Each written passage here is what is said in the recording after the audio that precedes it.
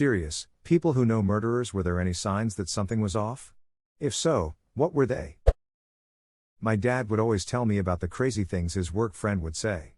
Things like how he was going to push his wife down the stairs, or put rat poison in her food. I told my dad that these weren't normal things to say and he should contact the police or at least his hour, but he would defend it, saying that was just his sense of humor. He got arrested trying to hire a hitman to kill his wife, which ended up being a cop. It's a safe bet that at least 90% of advertised hitmen are undercover cops. A real hitman who doesn't want to get caught wouldn't advertise himself over the internet. My ex-husband and I were together 9 years and had 3 children together. He had his flaws, as everyone does, and there were a few things, like lying, that were an issue in the beginning. But he was a supportive husband and father and a great employee at a veterinary hospital for 7 years. Clients and animals loved him. When our daughter, youngest child, was a few months old, he started having an affair with a coworker of his. Ultimately, it ended our marriage. She had 2 kids from her previous marriage who were very close in age to 2 of mine. Eventually my ex and this person got married and had 2 daughters of their own. 4 years ago he murdered all 5 of them, the new wife and the 4 kids. Literally no one in his life could have said they saw anything indicating he would ever do something like that. Ada, he is still alive, trial ended recently. Jury recommended the death penalty. Wait, what? Thank God he didn't harm you or your children. I know. I still don't understand why, but am thankful every day.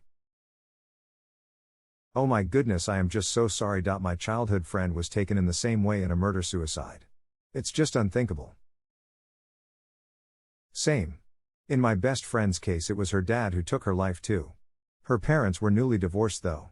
Her dad left a note to his ex-wife saying that if he couldn't have his daughter, then nobody could, referring to their ugly custody battle that had been ongoing. He ended his life too. She was only 13 years old. It happened on Thanksgiving Day, so I have a little moment of silence for her to keep her memory alive each year. So tragic. I was utterly devastated and it messed me up for a long time. Just out of high school I spent 8 months in Australia. Met a family that I became really close to. We hung out a lot. I worked for him. I liked the wife, kids more than the husband. He was very narcissistic, far too interested in his 13-year-old daughter's friends. He got caught cheating on his wife for the 2nd or 3rd time, when the marriage was falling apart, described to his soon-to-be ex-wife how he could kill her, make it look like an accident. Couple years later he remarried, got caught cheating by the new wife. She wasn't as forgiving as the first wife, threatened divorce before she died, exactly as he had described how he would kill his ex. She, the ex-wife, called the police. They re-examined the accident, found the chunk of wood he hit her with before he loaded her in the car, pushing it over a cliff. Serving life in prison. Edit. He died of cancer in prison in 2017. I had a friend who married a guy who treated her like ass. She told me 2 things that I believed wholeheartedly, that if anyone ever hurt her kids, she would kill them, and that someday she would kill her husband. Well, guess who she caught abusing their youngest? He was allowed visitation with the children and he had connections, so the child abuse allegations were dismissed. Guess who was shot and killed? I would trust that woman with my life. I know that sounds weird, but she is one of the best people I've ever met. I asked my last tattoo artist the strangest tattoo he ever did. He was tattooing a black widow spider on a woman and asked her about it, casually. She was getting it because she'd killed her abusive ex-husband in self-defense and felt like she needed a tattoo to close that chapter in her life. I once worked with a woman who killed her abusive ex. That woman will forever have my undying respect. She also kicked ass at her job. A former coworker tried to murder his girlfriend and spent some time in prison for attempted murder. Got out, moved to Florida, and promptly murdered his new girlfriend. Dude was ducking red flags up and down. Needlessly aggressive over small matters, insanely prideful, and willing to argue about basically any disagreement. None of the women I worked with were comfortable around him, and some straight up called him dangerous and wouldn't be in the same room as him. We worked an office job and he actually thumped his chest at me with his fists, yelling about seniority. He ate some of the first girlfriend's face while stabbing her in the chest multiple times. She tried to get him to be kept in prison, and to warn his new girlfriend, but he dismissed her as crazy and blowing things out of proportion. He cut the second girlfriend's throat because he thought she danced with someone else. Tampa, FL? That guy is sick. He deserves every ounce of his sentence plus more. Yup. He shouldn't have been let out of prison in Michigan. I guess he met the parole criteria and was well behaved, but... eesh.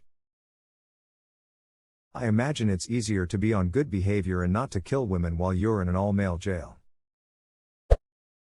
One of my former co-workers decided to shoot a house all because a dog was barking in the backyard of a different house, went on a shooting spree killing the entire family except for the infant that was on the second floor. Only thing that was off was his drinking problem. Wouldn't it have made more sense to shoot the dog? I thought the same thing. For 4 years I worked 4 desks away from someone who was arrested and convicted of a 32-year-old cold case murder. Dude was an asshole but didn't give off murder vibes. The general reaction was, I hope his replacement is less of a dick. I worked for a guy that went to kick the guy's ass that was molesting his daughter. The molester pulled a gun and in the fight my old boss killed him with his own gun. My boss served 6 years in Louisiana penitentiary. Last I saw him he had full custody of his daughter. I've posted about it before, but a kid down the street talked about killing squirrels for fun. He was 7-ish years old. He moved away and we forgot about him. 20 years later we saw him in the news for brutally killing his parents. My former manager killed his wife and attempted to make it look like a suicide. He did this because he was ultra-religious and cheating on his wife with multiple women he found online.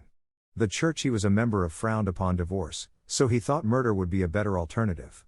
The story has been on Dateline and other shows. He was a super strange dude, and when I found out I wasn't completely surprised. His office always smelled like farts. I might be wrong on this, but I seem to remember churches having a pretty strong stance on divorce and murder. No. He killed his sister's rapist with a baseball bat. I spent a lot of time at a friend's house when I was 6 to 9 years old. He had a brother who was like 3 years older than us, who I remember as being generally nice, but I have one weird memory of him absolutely losing his shit when he tried to teach me and his brother to rollerblade and I couldn't get it, like throwing things and weeping uncontrollably. When I was in high school, found out that he had joined the military, and while he was deployed he got court-martialed for killing civilians and keeping body parts, fingers, ears, as trophies. Wow. That escalated very quickly. My dad, who is elderly, goes to the coffee shop every day and has his regular coffee house friends. There was one guy, who I met a few times and my dad had coffee with often, who just seemed like a typical normal guy. In fact, my dad's dog loved this man. Not only did he end up being a murderer, it was like sick, twisted murder. My dad said he could be a little odd but he never get creepy weird vibes from him. Had a law professor who was a flippin' genius. Harvard-Yale combo.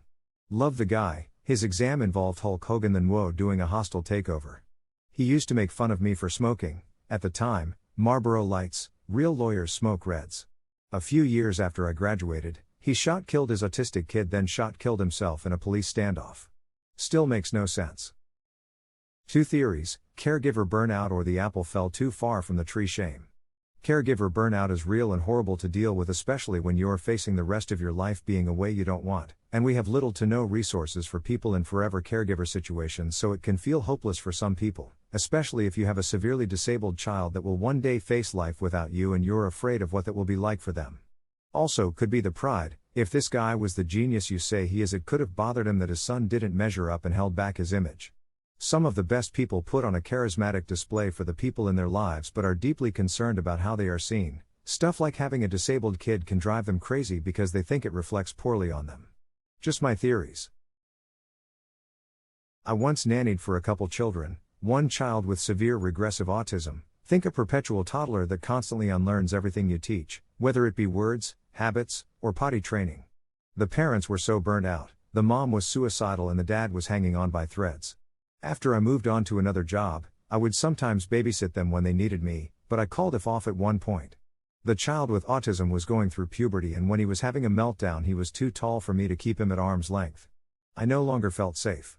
I am terrified of having a child like that.